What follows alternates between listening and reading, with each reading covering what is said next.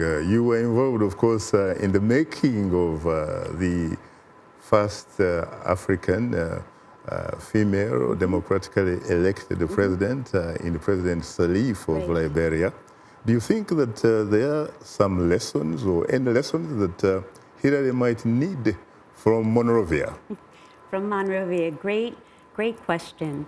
I think that despite how different the countries are, President Sirleaf, coming from a country that's one of the poorest in the world, where less than 5% of the people have access to water and electricity, and Hillary Clinton being at the land of plenty, even though they couldn't come from more different situation, there are so many similarities. And what I see in them is this sense of purpose, the sense of purpose from such a young age, and the sense of mission.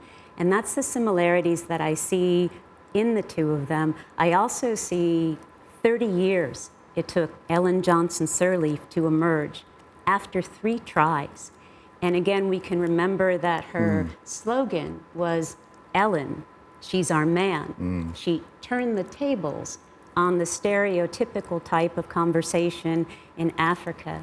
And I think Hillary, it's different because we're celebrating feminism and we're celebrating the emergence of women. But I have been asked what advice, what lessons, and I think last night I saw one of those lessons transmitted, which is people have become caricatures during this campaign. They become one-dimensional, and it's a toxic environment. I think we've all seen toxic talk, what it can do in Africa. We saw that in Rwanda. We saw it in Liberia and Sierra Leone.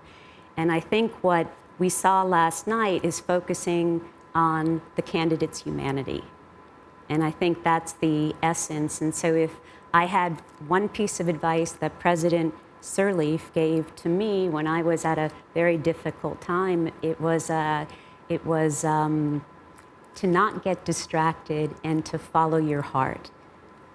Go ahead. What about the other striking similarities? You're talking about 2 ladies who obviously come from Ivy League pedigree.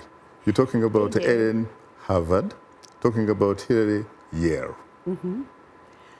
I think that's true.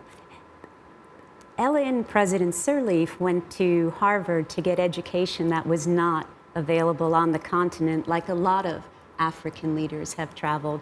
But they both did run in those high Ivy League circles, but that's not where they eventually merged. Where they merged was in the development circle. Very interesting.